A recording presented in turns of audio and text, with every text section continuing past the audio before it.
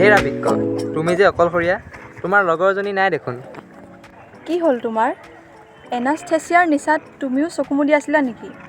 মোৰ লগৰজনী নোহোৱা হোৱা আজি দেখোন দুদিনেই হ'ল। দুদিন হ'ল? তুমি বোলে ৰজা অংগ, পিছে কোনোবাই উঠাই নিলেও তুমি দেখোন গমকে নেপাবা। ওলোটাকৈ মোৰহে লাজ লাগিছে। ইমান ভব্য হৈ থাকা, পিছে ভিতৰি দেখোন তেনেই ফুপুলা। চুপ, ধেমালি নকৰিবা। যাৰ হাতৰ মুঠিত তোমাৰ জীৱন, তেনেকুৱা অংগৰ লগত ধেমালি কৰিব আহিছা। হাওঁফাওঁ, তুমি দেখিলানে এই পেন্দুকণা বৃক্ষজনীৰ কথা? তোমাৰ লগত ধেমালি কৰিবলৈ আহিছে। হয় কলিজা, তুমি ঠিকেই কৈছা। তোমাৰ দৰে অংগক ভেঙুচালি কৰিবলৈ এই ইমান সাহস কৰে কিয়? বাহ হাওঁফাওঁ, মোৰ টুইন ভগ্নীজনীক হেৰুৱাৰ মনৰ দুখ পাতলাবৰ কাৰণে অকণমান ধেমালিহে কৰিছিলোঁ। মোৰ দৰে দুখ আজিলৈকে তোমালোক কোনোবাই পাইছানে? মই সঁচাকৈয়ে হতভগনীয়ানী। এজনী ভগ্নীক চিৰদিনৰ কাৰণে চকুৰ আগৰ পৰা হেৰুৱালোঁ আৰু চকুৰ আগৰ আপোন হিচাপে ভবাসকলে তেওঁলোকৰ চকুৰ আগত থকাটো নিবিচাৰে। ৰ'বাচোন, নাকান্দিবা মইনা। সৰু কথাতে বৰ বেয়া পাই গ'লা নহয়। আমিনো তোমাক চকুৰ আগৰ পৰা আঁতৰাই ৰাখিবলৈ বিচাৰিছোঁ বুলি ভাবিছা কিয়? কথাটো মই এতিয়াহে ভাবি চাইছোঁ। টুইন ভগ্নীজনী হেৰুৱাটো কিমান বেদনাদায়ক, সেই কথা ভুক্তভোগী বাদে আনে কোনে বুজিব? কোৱাচোন, তাই গ'ল ক'লৈ? হৈছে, ইমান পমি যাব নালাগে। এনেকৈ মূৰত তুলি লোৱাৰ কাৰণে ইহঁত ইমান ওপৰলৈ উঠিছে। আমিও তোমালোকৰ কথা শুনি আছোঁ। পিছে কলিজা কাই, ইহঁত ইমান ওপৰলৈ উঠিছে বুলি কৈ তাত আমাকো সাঙুৰি লোৱা নাইতো। তুমি আকৌ ওপৰতে মাত মাতি লৈছা কিয়? যকৃতে ঠিকেই কৈছে। তুমি বৰ কথা কোৱা। তুমি এনেকুৱা দেখুওৱা যেনে আমি সকলোৱে তোমাৰ অধীন। আমাৰ কোনোবাই তোমাৰ অধীনত জীয়াই আছোঁ বুলি ভাবিব পাৰে। মোক কিন্তু কেনেদৰে ব্যৱহাৰ নকৰিবা।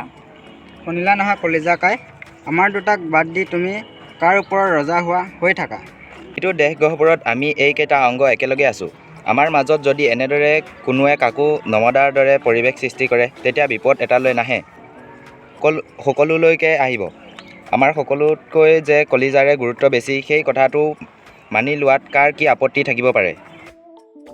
বাহ হাওঁফাওঁ কাই, তুমি কম দুতলীয়া নহয় দেই। নাই, ইহঁত বহুত ওপৰলৈ উঠিছে। মনত ৰাখিবা, সকলোৰে জীৱন কিন্তু মোৰ হাতৰ মুঠিতহে আছে। অ' মোৰ কপাল। মোৰ টুইন ভগ্নীজনীক হেৰুৱাৰ দুখত মই চটফটাই আছোঁ, কিন্তু কোনেও এষাৰ মোক মাত দিয়া নাই। তাইনো কি হ'ল তাৰো খবৰ লওঁতা নাই। মোৰ এনেকুৱা দুখৰ সময়ত তোমালোকে মোৰ কথা এৰি কোনে কাক গুৰুত্ব দিব, গুৰুত্ব নিদিব সেইবোৰ কথালৈ কাজিয়াহে আৰম্ভ কৰিছা। দেহি ঐ মৰমৰ বৃক্ষ ভনীজনী, তোমাৰ লগৰজনী বিচাৰিলে চাগৈ হাওঁফাওঁ ভিতৰৰ সেই জংঘলৰ ভিতৰতে পোৱা যাব। মোক আৰু মোৰ ভণ্টিক তোমালোকৰ দৰে অসভ্য বুলি নেভাবিবা। হাওঁফাওঁ কাই থাকে তাত, আমি দুজনী থাকোঁ ইয়াত। তোমালোক যকৃত আৰু অগ্নাশয়হে অনবৰতে লগালগিকৈ থাকা দেখোন। এইবোৰ কি চলি আছে আমি দেখি থাকা নাই জানো? তোমালোকৰ নিজৰে চৰিত্ৰ বেয়া কাৰণে আনৰ চৰিত্ৰ বেয়া দেখি থাকা। কিন্তু তোমাৰ টুইন ভণ্টিজনী ক'লৈনো গ'ল? বিচাৰি চোৱাচোন, হাওঁফাওঁ বুকুৰ মাজত বিচাৰি পাবা। বন্ধ কৰা, ইমান অপমান মই সহ্য নকৰোঁ। কলিজা শুনিছানে? মোৰ চৰিত্ৰক লৈ মাত মাতিবলৈ তেওঁলোকৰ ইমান সাহস। দুটা দিন এনাস্থেচিয়াৰ প্ৰভাৱত আমি সকলোৱে মৃতপ্ৰায়। তাৰ মাজতে আমাৰ মৰমৰ ভণ্টি এজনী নোহোৱা হৈ গ'ল। তাই ক'লৈ গৈছে, কি হৈছে সেইবোৰ খা খবৰ নকৰি তেওঁলোকে ওলোটাকৈ মোৰ চৰিত্ৰ ৰতি আছে। কাক কি ধৰণে ব্যৱহাৰ কৰিব লাগে তাকো পাহৰি গৈছে সিহঁতে। তুমি ঠিকেই কৈছা। আমাৰ মাজত এটা শৃংখলা আনিবই লাগিব। দুনিয়াখনত কি ঘটি আছে সেইজনে গমেই নাপায়। হেৰা পাকস্থলী, উঠা। এনেকৈ শুই থাকিলে তুমিও হেৰাই যাবা। কিনো হৈছে? ইমান দিনৰ মূৰত আজি ভাল টোপনি অকণমান আহিছিল। কিহৰ ভাগৰত তোমাৰ ইমান টোপনি? হে মাত্ৰ এবিধ এনজাইম উৎপন্ন কৰি প্ৰ'টিনখিনিক বহু পেপটাইড কৰা, অৰ্ধপাচন, তাৰ পিছত সিদ্ধান্তলৈ ঠেলি দিয়া, তাতেই ইমান ফুটনি। তোমালোকৰ কথাবোৰ শুনি মোৰ হাঁহিহে উঠিছে। সিহঁতক কৈ থাকিবলৈ দিয়া, কোনে কিমান ফুটনি মাৰে মাথো শুনি থাকা। ফুটনি মাৰিমেই। হাতীয়ে কেইটা পোৱালি জন্ম দিয়ে আৰু গাহৰিয়ে কেইটা পোৱালি জন্ম দিয়ে। মই যদি হাতী, অগ্ৰাশয় গাহৰি, কাৰণ তেওঁ কিমানগাল এনজাইম উৎপন্ন কৰে। ইফালে প্ৰ'টিন বিশ্লেষী ট্ৰিপচিন, কাইম'ট্ৰিপচিন, আনফালে শ্বেতসাৰ বিশ্লেষী অগ্নাশয় এমাইলেজ আৰু স্নেহ বিশ্লেষী লাইপেজ আছেই। তুমি নিজেই মোৰ গুৰুত্বৰ কথা কৈ দিলা। মই প্ৰ'টিন বিশ্লেষী এনজাইমেই উৎপন্ন কৰোঁ, শ্বেতসাৰ বিশ্লেষী এনজাইমেই উৎপন্ন কৰোঁ, স্নেহ বিশ্লেষী এনজাইমেই উৎপন্ন কৰোঁ। ইফালে ইনচুলিনৰ দৰে হৰম'ন উৎপন্ন কৰা কামটো আছেই। আৰু কিবা শুনিবানে? বাহ, তুমি কৰা কামৰ যে ইমান দীঘলীয়া তালিকাখন দিছা। পিছে কামৰ দীঘলীয়া তালিকালৈ কোনে ফিতাহি মাৰে? মালিকে নে চাকৰে? আমাৰ পাকস্থলিকাই পেনপেনীয়া কামবোৰ কৰে নেকি? তেওঁ মাথো আনক নিয়ন্ত্ৰণ কৰে। মানুহৰ প্ৰায় গোটেই পেটটো আগুৰি থকা 7 মিটাৰ দীঘল খাদ্যনলী নিয়ন্ত্ৰণ ৰখা পাকস্থলিকাই কি বুলি ভাবিছা? বৃক্ক আৰু পাকস্থলীৰ কথা শুনিলাহঁত। দুয়োটাৰে যে লেতেৰা বস্তু উৎপন্ন কৰে, সেইবাবেই দুয়োটাৰ মাজত কথাৰ ইমান মিল। নিজে এনজাইম এটা প্ৰস্তুত কৰিব নোৱাৰা অংগ এটাৰ কথা শুনা। পাচন অংগৰ মাজত থাকি নিজে এটোপাল এনজাইম প্ৰস্তুত কৰিব নোৱাৰা অংগ এটাই আনৰ সমানে সমানে কথা ক'বলৈ অকণো লাজ লগা নাইনে? হা হা হা, এবাৰ আকৌ বেছিকৈ হহুৱালা। তুমিও যে সেই একে কামকে কৰা, সেইবাবে তোমাৰো গা বেচবেচাই গৈছে নহয়নে? পাকস্থলীয়ে পঠিয়াই দিয়া খাদ্যবস্তুৰ পৰাই মানুহৰ মল বাহিৰ হয়। বৃক্কৰ নলীৰে পঠিয়াই দিয়া তৰলখিনিৰ পৰাই মূত্ৰ বাহিৰ হয়। আৰু তুমি কাৰ্বন ডাই অক্সাইড গেছ বাহিৰ কৰা। চি চি চি, তোমালোক তিনিওটাই লেতেৰা বস্তুৰ মাজতে ডুব গৈ থকা মানুহক মই কিমান ধৰণে সহায় কৰোঁ, সেইবোৰ কথা এতিয়া বখানিবলৈ নেযাওঁ। পাচনত মোৰ ভূমিকাৰ কথা শুনা। মোৰ পিত্তৰসত থকা পিত্ত লৱণে চৰ্বিজাতীয় আহাৰ ভাঙি অপদ্ৰৱলৈ পৰিণত কৰাৰ কাৰণে স্নেহ বিশ্লেষী লাইপেজে চৰ্বিজাতীয় আহাৰখিনি পাচন কৰিব পাৰে। তুমি যে আমাৰ মাথো সহায়কাৰী তুমি নিজেই স্বীকাৰ কৰিলা দেখোন। সহায়কাৰী নহয়, তুমি যদি ধ্বংসকাৰী, মই গঠনকাৰী। মই পঠিওৱা পিত্তৰস ক্ষাৰকীয় নোহোৱা হ'লে তোমাৰ গাঢ় হাইড্ৰক্লৰিক এচিডে ক্ষুদ্ৰান্তক শেষ কৰি পেলালেহেঁতেন। ইফালে তুমি পঠিওৱা আধা সিজা আম্লিক আহাৰখিনিক ক্ষাৰকীয় পিত্তৰসে প্ৰশমিত নকৰা হ'লে তোমাৰ ক্ষুদ্ৰান্তই পাচনে কৰিব নোৱাৰিলেহেঁতেন। মোৰ সমান টান কাম তোমালোকৰ কোনে কৰা? আহাৰৰ লগতে মুখে মাথো লালটি এমাইলেজ অকণমান সানি গোটেই আহাৰখিনি মোলৈ পঠিয়াই দিছে। দিনটোত একাহী আহাৰ কমেও 3 ঘণ্টাকৈ দিনটোত 3 কাঁহী আহাৰ মই ধৰি ৰাখিব লাগে। মাজতে চাহ তামোল জা জলপান সেইবোৰ আছেই। আমাৰ গৰাকীয়ে আকৌ মদ খোপাও পি থাকে। মোৰ ভাৰখন ধৰি সহায় কৰি দিবলৈ কোনোবা আছে জানো? এইবোৰ ধৰি ৰখা হজম কৰা কিমান পৰিশ্ৰম। 3 দিনমান ধৰি এইবোৰৰ পৰাই ৰেহাই পাইছোঁ। গতিকে ভাল টোপনি অকণমান আহিবই দিয়াচোন। ইমান দীঘলীয়া লেকচাৰ দিলা যে, তোমাৰ ভিতৰৰ আহাৰখিনিৰ ভাৰ কোনে ভৰিব? ইফালে আহাৰৰ পাচন কৰাৰ কথা ক'লা যে, আহাৰ প্ৰ'টিনখিনিৰ বাহিৰে অন্য কি পাচন কৰা? প্ৰ'টিন পাচন কৰিবলৈ পেপচিনৰ বাহিৰে অন্য আৰু তুমি কি এনজাইম উৎপাদন কৰা? তোমাৰ কথা শুনি বৰ সন্তোষ পালোঁ দিয়া।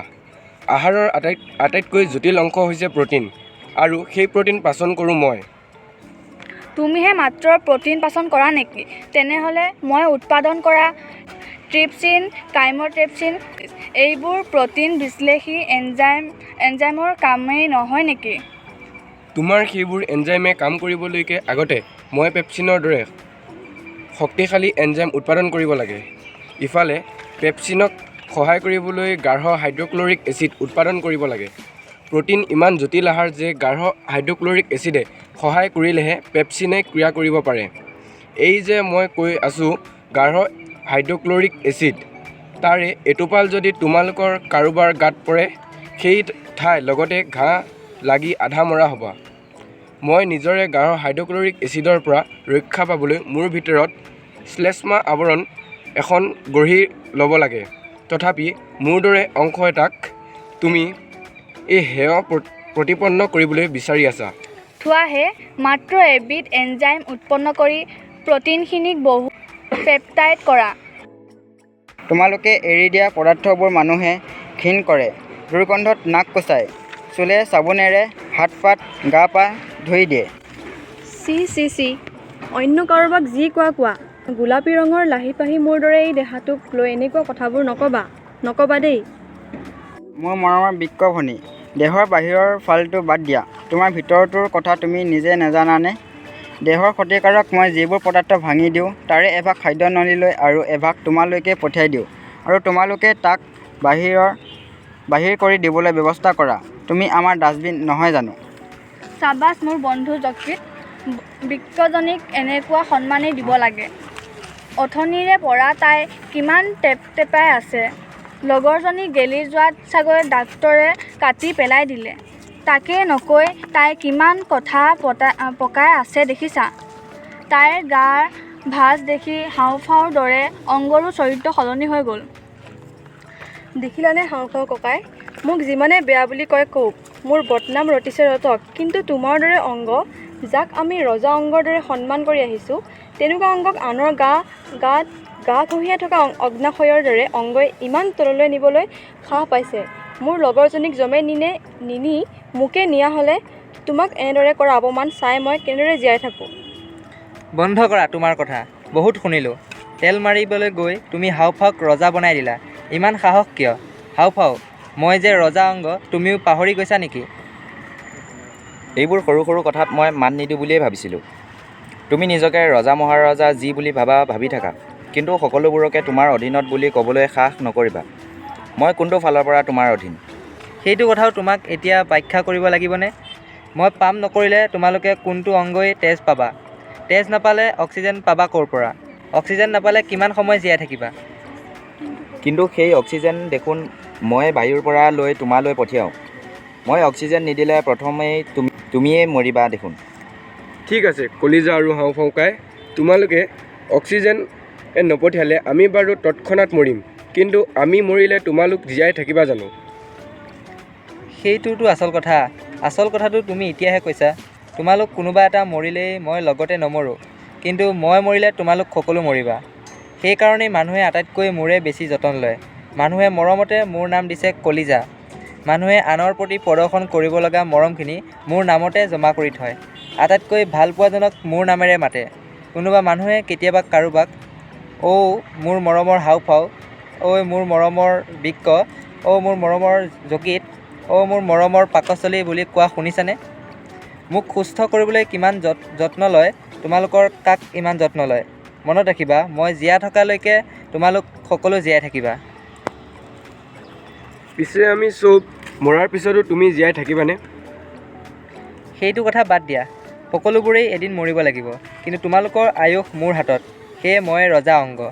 আচলতে তুমি মূৰ্খ, সেইকাৰণে তুমি ইমান অহংকাৰী। তুমি এটা কথা নেজানানে যে আমাৰ ভিতৰত তুমি সকলোতকৈ আগতে মৰিবা। তুমি মৰাৰ পিছতো আমি বহুত সময় জীয়াই থাকিম। তুমি আমাৰ মৃত্যু নেদেখিবা, আমি তোমাৰ মৃত্যু দেখিম। আচল কথাটো এতিয়াহে ওলাইছে। তোমালোক কোন আগতে মৰিবা, কোন পিছত মৰিবা, কোনে কাৰ মৃত্যু দেখিবলৈ পাবা, সেয়া ঘটিবলৈ আৰু বেছি সময় নাই। তুমি আকৌ টেপেচকৈ মাতি দিলা নহয়। এইবাৰ বাৰু মই সকলোকে মৰমেৰে কৈছোঁ, আমি যিজন মানুহৰ অংগ, সেইটো মানুহজন ইতিমধ্যে মৃত্যু হোৱাটো নিশ্চিত হ'লেই। মৃত্যুৰ আগতে মানুহজনে আমাৰ দুজনীক দান দি থৈ গৈছে। ইতিমধ্যে মোৰ লগৰজনীক লৈ গ'ল, অলপ পিছত মোকো লৈ যাব। আমি দুয়োজনী চাগৈ একলগ নহ'ম, তথাপি আমি কাৰোবাৰ দেহত জীয়াই থাকিম নিৰ্দিষ্ট বয়সলৈকে। তোমালোকে অকালতে প্ৰাণ হেৰুৱাব লাগিব। সেয়া পিছৰটো অপাৰেশ্যনৰ কাৰণে ডাক্তৰ সাজু হৈছেই। বিদায় লোৱাৰ আগতে আচলতে তোমালোকৰ লগত অলপ ধেমালিহে কৰিলোঁ। বেয়া নাপাবা দেই, বিদায়। কি?